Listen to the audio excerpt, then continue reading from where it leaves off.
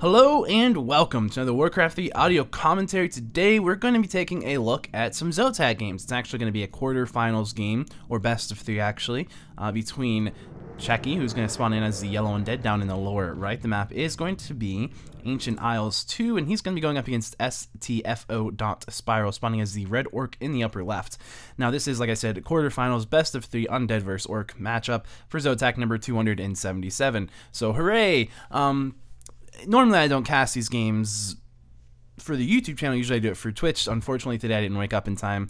I was up really late last night, so that was not good. But that's basically, so I didn't get to cast it today, which is a little bit unfortunate. So we're going to do, probably a couple of the ZOTAC matches that were interesting from the day over, the next couple of days, maybe not, we'll see. But we're going to at least do this one today, because this one looks good. So anyway, but look, we can see Spiral, he's going to be going ahead and getting a Blade Master first as his first hero. Over here we can see that CZE is going to go with a Death Knight, and it looks to me like he's going with a fairly standard Ted Fiends build. It's very good. As you can see, he's going to go ahead and kill that sheep with his Scout Acolyte. That essentially allows him, as he runs by with his Death Knight, to actually go ahead and pick up some skeletons from that. Now we're just seeing this Acolyte, or the Peon, I'm sorry.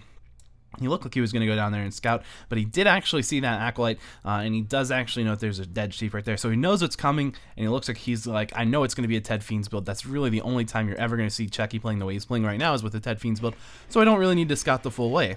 Also, we're going to see him go ahead and throw down that Voodoo Lounge. He wants to try to get that Voodoo Lounge up before the Death Knight gets there, and that's why he's going to throw this down. It's a little bit of an early Voodoo Lounge, I think.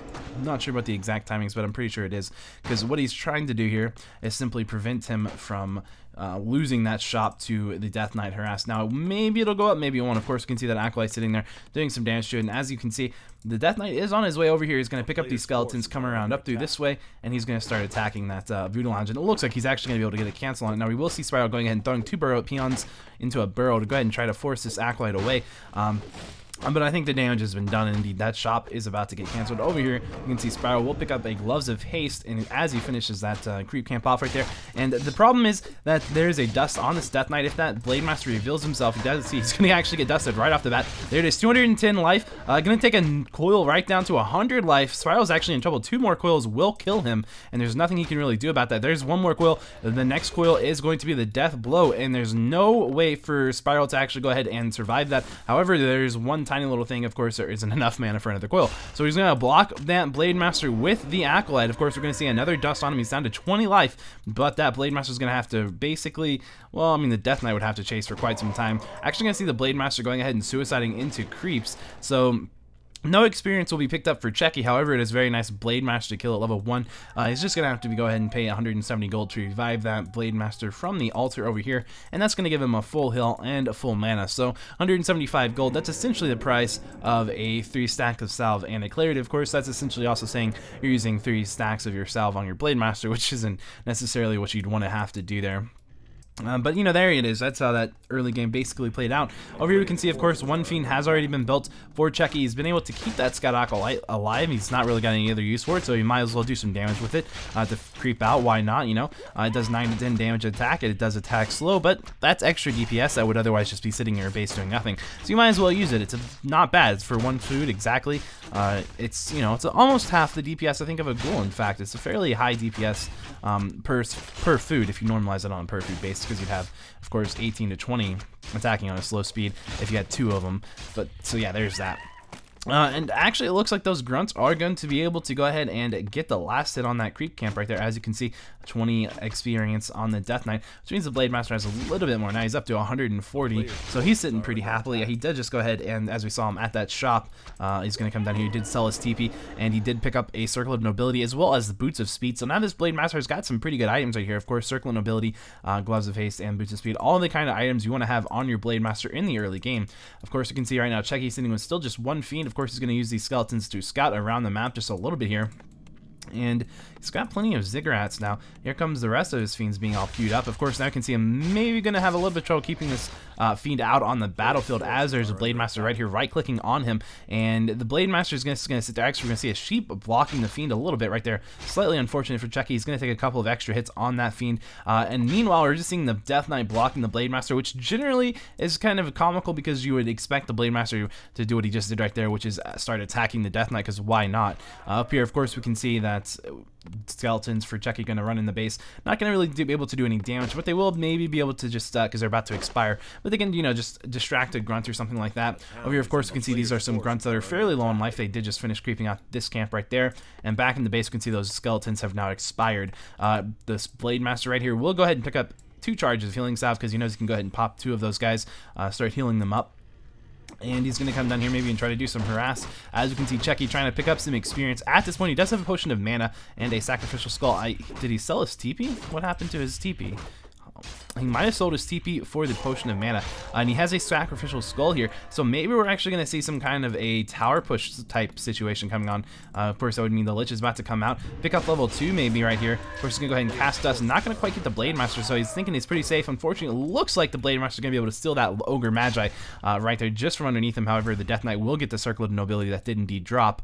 Of course, he could really use level 2. That wouldn't have quite given him level 2, but it would have been nice to have. Now here you can see, here comes a tower push indeed from Cechi. This seems to be the kind of thing that, you know, if you're selling your TP for it, you're bringing all of your lumber goals, all 3 of them. As you can see, there's none left here. Of course, is he going to research Burrow? He's not going to research Burrow. He's just going to say script. He will probably go ahead and creep this out, because that might give him level 2. I'm not quite sure. I don't think it will, though, with that Lich there as well. But of course, why not pick up a little bit of extra experience? Because then if he gets 1 grunt kill after this, I'm pretty sure that will probably net him level 2. Maybe 2 grunts? Maybe 2 grunts. You know, I don't know.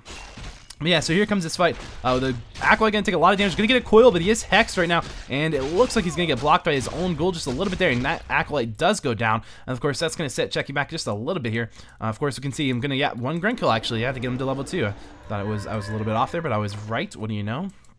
That's what you get for second guessing yourself. Of course, we're going to see another Acolyte in production to get on up here. The Blight Skull is going to be placed down here at any moment at some point. The question is, where will he want to put it? Because there's a couple of different locations here. You could have it over here, which gets him near the altar, or you could have it over here, which gets him in range of the barracks. Of course, either one would have him in range of that bestiary and out of range of the burrows. Of course, it looks like he's going to go over here. There's a shop right there. Why not? And now he's trying to go ahead and kill some of these grunts. Now, this is a pretty strong push right here with the Frost Armor. There isn't a snare out just yet, and it's going to be researched right now. There's 1 raider on the field, and of course the shop somehow managed to stay alive with mass peons repairing it. Of course, the shop is kind of a high priority target. Of course, we're going to see Spiral with some nice items already from the shop of clarity, and 3 salves on that Shadow Hunter, as well as 1 salve on the Blade Master. And of course, I mean charges there, so 3 charges on the Shadow Hunter, 1 charge on the Blade Master. Over here, of course, we're going to see Cechi now. He's got his Lich taking a little bit of damage, but with that Frost Armor, he's pretty much a-okay. And that Acolyte finally getting over here after the production queue, and is that reason the ensnare has not been finished just yet. So now you can see Spiral trying to go for a little bit of damage here, but again, without the ensnare, you can't really get anything. And he's going to lose a grunt right there. It's going to get immediately killed. Spirit Walker going to come right on out of ethereal form into corporal form and get picked off almost immediately. Indeed, it's going to go down as it goes back into spirit form, or I'm sorry, ethereal form, and it will get coiled. And now you can see some pretty good ghoul micro here from Cechi. Cechi going to maybe get 2 alive. No, I'm going to keep 1 of those ghouls alive though. There's, however, Spirit Link on a couple of these units. It looks like 3 units are currently linked up, and that Raider is probably going to get down as well. We're going to see one of those, we're going to see one of those Ziggurats being canceled. And of course, this is quite a powerful push. It's doing tons and tons of damage. There's no shop right now on the field, and that Shadow Hunter is coming in here once again with very low life. He's only got 85 life. We're going to go ahead and see that Acolyte is taking a lot of damage. The Shadow Hunter will go down, and that Ziggurat's going to go ahead and be able to get a second, or I'm sorry, the Acolyte gets a second Ziggurat up, and Spiral is going to be forced to call a good game. He didn't have a shop. There wasn't really any way you could defend that. And there you go. I mean, so that's your classic tier 2 tower push working really, really well for Spiral, or I'm sorry, for Cechi. Really well, good timing by him, and you know, it played it pretty well. So there you go. That's game 1. If you'd like to check out game 2, just click right here in this little corner box, and there'll be an annotation when game 2 is up.